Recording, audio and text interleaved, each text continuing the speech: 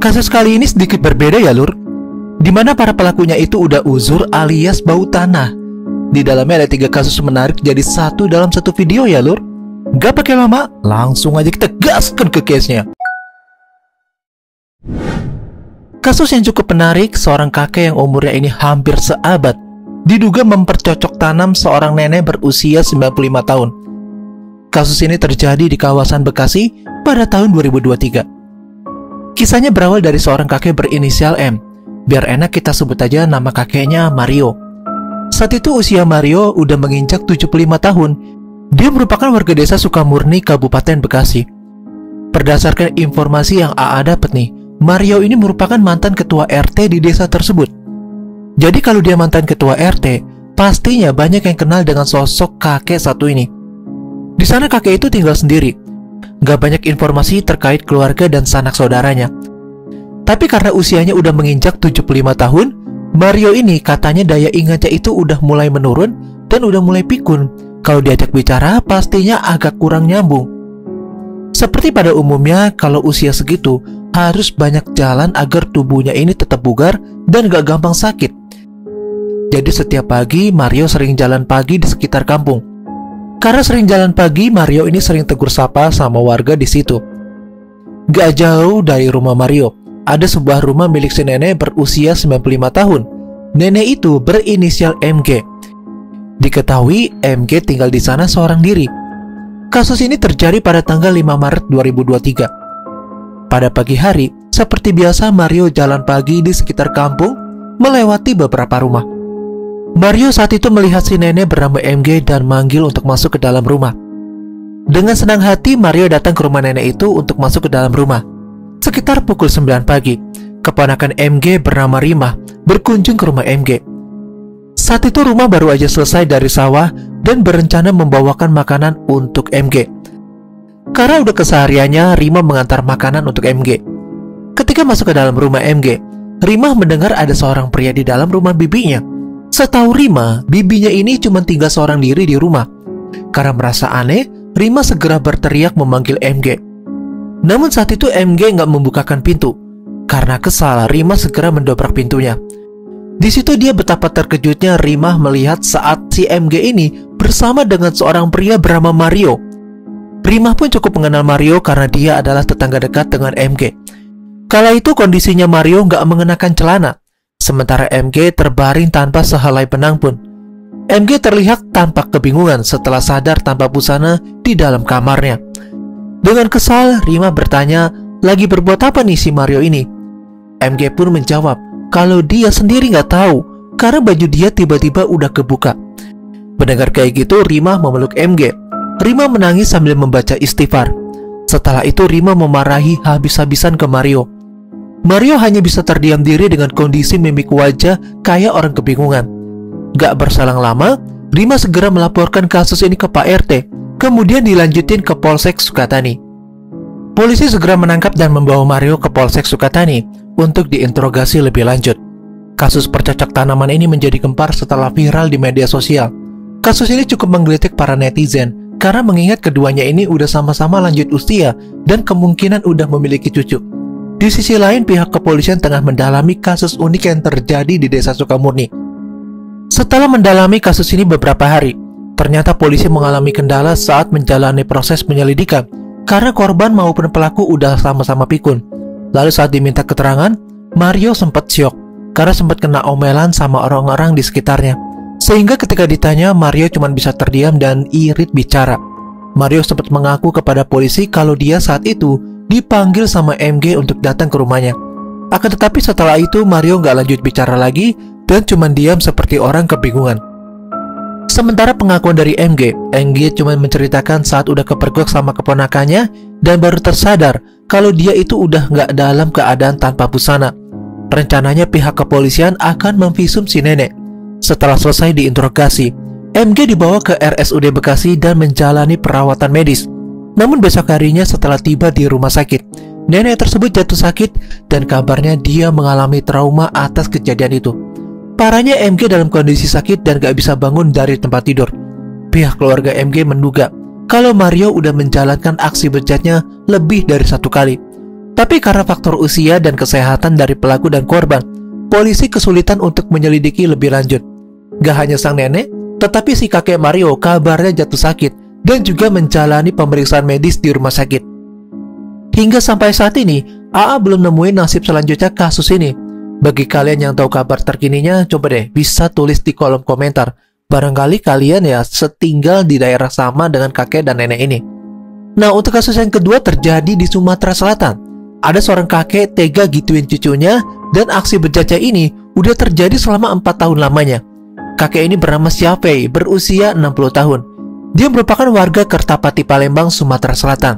Syafei ini tinggal serumah dengan keluarga si korban di kawasan Desa Permata Baru, Kecamatan Indralaya Utara, Kabupaten Ogan Ilir. Korban bernama Bunga. Nama ini cuma samaran ya, Lur. Syafei dan Bunga memiliki hubungan keluarga karena Syafei merupakan adik dari nenek Bunga. Sehingga selama tinggal di sana, Syafei hanya untuk numpang bertahan hidup dan makan di rumah orang tua Bunga. Yang bikin lebih menyedihkannya, bukannya berterima kasih, Syafei ini malah memanfaatkan situasi tersebut. Yang namanya nafsu siapapun bisa terjadi ya, termasuk si kakek ini. Syafei dengan tega melancarkan nafsu bejatnya kepada Bunga sejak duduk di bangku SD kelas 5 hingga SMP kelas 3. Kira-kira udah terhitung selama 4 tahun lamanya kasus ini nggak kebongkar. Aksi bejat ini dilakukan saat kedua orang tuanya nggak ada di rumah. Terakhir kali, peristiwa persetubuhan ini terjadi pada bulan Desember 2019 sekitar jam 1:30 siang. Saat itu Syafei sedang bersantai menonton TV di ruang tamu. Bunga baru aja pulang sekolah dan kebetulan situasi di rumah sepi karena kedua orang tuanya sedang bekerja. Dengan santai, Syafei meminta Bunga agar segera berganti pakaian sekolah dan menyuruh berbaring di depan TV. Mendengar permintaan itu, awalnya Bunga menolak. Akan tetapi Syafei mengancam kalau Bunga nggak menuruti perkataan Syafei, bakal terjadi hal yang nggak mengenakan. Bunga akhirnya berganti baju di kamarnya dan segera bergegas ke kasur di ruang tamu. Selanjutnya, agar nggak ketahuan aksinya, Syafei sengaja mengeraskan volume TV lalu memaksa Bunga untuk membuka seluruh pakaian yang digunakan hingga nggak mengenakan pakaian sehelai pun. Kemudian Syafei melancarkan aksinya dengan mencium bibir, menghisap dan meremas 2 gunung milik Bunga. Kemudian Syafei melancarkan aksinya. Setelah itu, Syafei segera bermain kuda-kudaan bersama dengan Bunga. Setelah selesai, Syafei kembali mengancam ke Bunga. Apabila kejadian ini sampai ketahuan, nanti Syafei nggak akan segan-segan menyantet Bunga. Mendengar kayak gitu, Bunga jadi takut.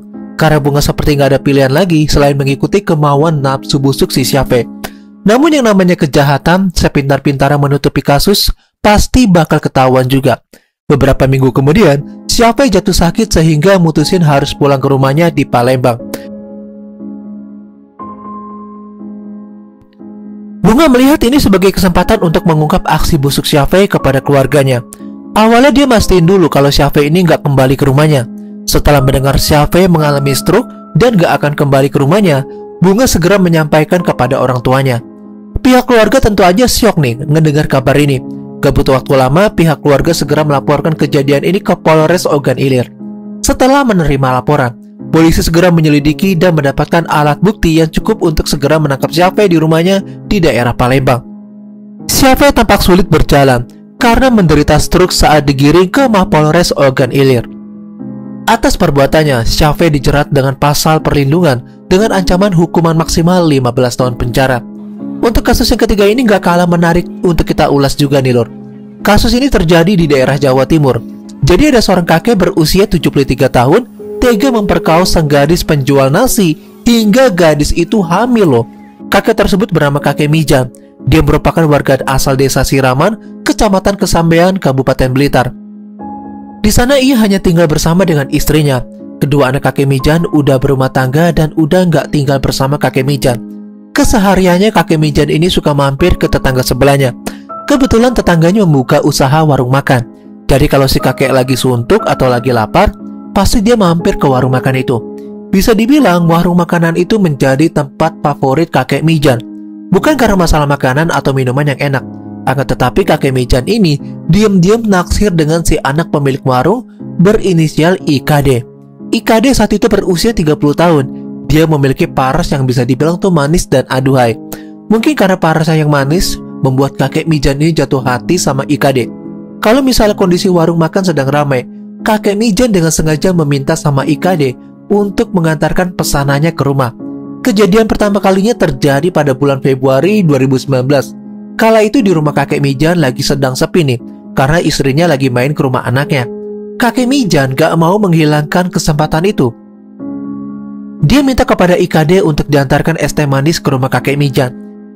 IKD belum ada kepikiran aneh nih sama kakek Mijan. Setelah membungkus es teh manis, dia segera datang ke rumah kakek Mijan yang jaraknya gak jauh dari lokasi warung makannya.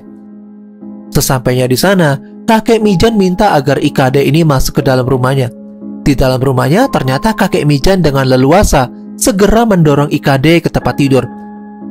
Nah, setelah AA riset, gak jelas nih alasan kenapa IKD ini gak mau melawan dan menolak ajakan kakek Mijan. Yang AA dapat, si IKD ini sempat ketakutan dan sempat diancam sama kakek Mijan. Tapi soal ancamannya gak tahu seperti apa. Kasus ini terus berulang beberapa kali. Jadi kakek Mijan udah bersetubuh dengan IKD beberapa kali. Gak hanya kejadian di rumah kakek Mijan aja, si kakek bau tanah ini juga pernah melakukan adegan esek-esek di rumah IKD. Saat mampir ke rumah IKD, kakek Mijan berpura-pura masuk ke dalam dan meminta untuk diputarkan lagu campur sari. Kebetulan saat itu juga di rumah IKD sedang sepi.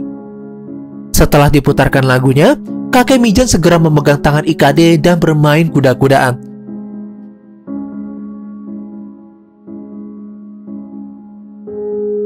Namun aksi bejat kakek Mijan ini akhirnya ketahuan juga.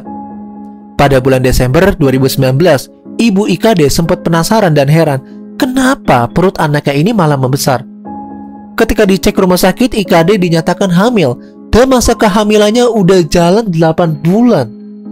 Orang tua IKD gak terima dong dengan kondisi kayak gini.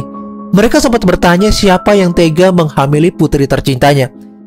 IKD saat itu gak mau mengaku karena dia sendiri takut kalau kedua orang tuanya kesel sama dia. Akhirnya setelah dipaksa, didesak, IKD akhirnya mengaku jika yang menghamilinya adalah kakek Mijan.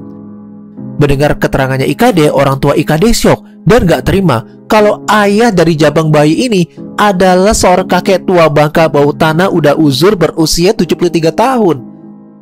Akhirnya kedua orang tua IKD segera melaporkan kasus ini ke Polres Blitar. Setelah menerima laporan, polisi segera membawa kakek Mijan ke kantor polisi untuk diinterogasi. Selama di ruang interogasi, kakek Mijan sempat menawarkan solusi kepada kedua orang tua IKD agar memberi kesempatan untuk bertanggung jawab gara-gara perbuatannya. Akan tetapi, kedua orang tua IKD menolak karena mengingat usianya ini udah hampir seabad dan bau tanah, udah gitu punya istri lagi. Mereka tetap ngotot membawa kasus ini ke jalur hukum. Tapi yang gak habis pikir ya lur, berdasarkan keterangan dari kepolisian, kakek Mijan ini gak bisa langsung ditetapkan sebagai tersangka karena butuh sebulan untuk memperkuat pembuktian kalau anak yang dikandung IKD itu adalah anak si kakek Mijan. Meskipun kakek Mijan ini udah mengakui kalau itu perbuatannya, akan tapi beritanya sampai detik ini gak ada kelanjutannya lagi nih lur. Padahal udah jalan beberapa tahun ya. Apakah kasus ini udah selesai secara kekeluargaan atau udah ditetapkan hukuman untuk kakek ini? Yang jelas masih ngegantung. Ya itu dia tadi 3 kisah kakek-kakek bejat bau tanah yang miris banget sih ya kalau didengar. Semoga dengan adanya kisah ini kalian bisa ambil hikmahnya dan buang sisi negatifnya.